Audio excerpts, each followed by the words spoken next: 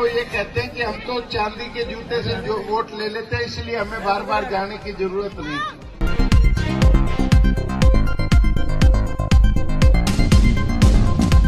नल में जल नहीं है, नहाने के लिए भी।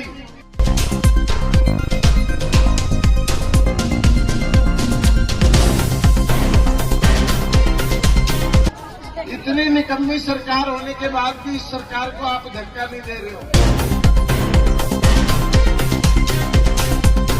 भाजपा आएगी, कमल खिलेगा, एक भी झुग्गी नहीं टूटेगी। अगर किसी इस झुग्गी के बारे में बहुत ही बुरा मत मानना, एक बात मशहूर है कि इस झुग्गी के आदमी अपनी मर्जी से वोट नहीं डाल पाते हैं। उनका वोट कोई न कोई बेच के आ जाता है और उसको बेचारे को पता ही नहीं चलता कि उसको वोट कहाँ डालना है।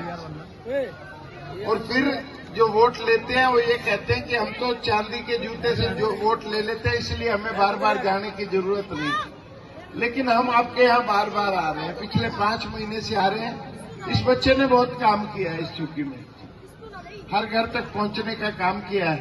तो 2100 रुपए वाला झूठा फार्म किस किस घर ने भरा है? आपने भरा है, आपने भरा। मिलेंगे बेटा? नहीं मिलेंगे।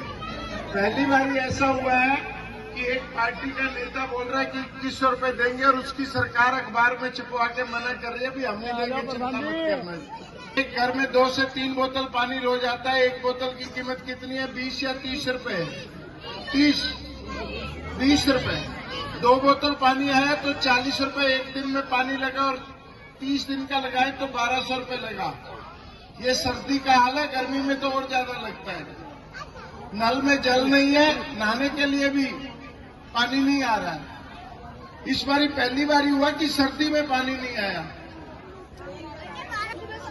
इतनी निकम्मी सरकार होने के बाद भी इस सरकार को आप धक्का नहीं दे रहे हो। आपके पास ये नाली निकालने के लिए भी कोई नहीं आ रहा, आपका पता करने भी कोई नहीं आ रहा, और शौचालय की हालत देख लो कैसी है। लेकिन आपको पता नहीं गुस्सा क्यों नहीं आता। आप फिर 2100 रुपए के चक्कर में फार्म भरने पहुंच गए। उसको कब पहले जो काम के लिए वोट लिए थे वो तो कर दो। पानी नल में नहीं आ रहा तो मोटर चलानी पड़ती है। मोटर चलती है तो बिजली का बिल 200 रुपए ऊपर हो जाता है, 200 यूनिट से ऊपर हो जाता है, बिल भरना ही पड़ेगा जी। और फिर वो कह रहे हैं कि झुग्गी तोड़ने वाले भाजपा वाले आ रहे हैं। यहाँ कह के जा रहा हूँ कि भाजपा आएगी, कमल खिलेगा, एक भी झुग्गी नहीं टूटेगी। अगर किसी को देखने का मन हो तो जेलर वाला बाग में चल के देख लो। 1675 झुग्गी वालों को फ्लैट दिए। नामांकन भी दाखिल किया है आज जोगियों में, बड़ौला गांव में आपकी जनसभा थी। देखिए, जय जवान जय किसान और जय विज्ञान। आज मेरे नामांकन दाखिल करने का मुख्य कारण यह था कि आज भारतीय सेना दिवस है और केजरीवाल के खिलाफ नामांकन दाखिल किया, उसकी पार्टी के खिलाफ।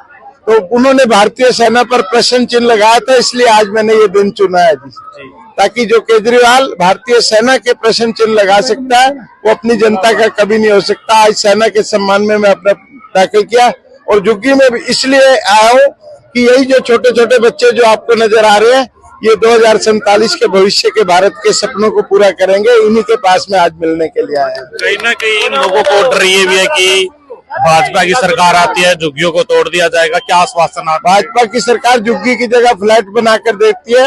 किसी ने देखना हो तो गोविंदपुरी में 3900 फ्लैट और 1675 फ्लैट जो जेलर वाला बाग अशोक विहार में बनाया, मैं चल के दिखा सकता हूँ। भाजपा एक भी झुग्गी को तोड़ेगी नहीं, बल्कि मकान बना के देगी उनको। आपका बड़ा लगाव है इन झुग्गियों से, आपका कारोबार है, 2 कदम पर ही है। क्या उम्मीदें इन लोगों से? सच्ची बात तो ये सब लोग मेरी जान है। मेरी जान इन लोगों के बीच में बसती है। मैं गरीब आदमी का नुमाइंदा हूँ, इनकी बुलंद आवाज हूँ। इनको जब भी जरूरत पड़ती है मेरे को आवाज देते हैं। किस तरह से देख रहे हैं चुनाव में? आज जो कांग्रेस के प्रत्याशी है उन्होंने भी नामांकन दाखिल किया है।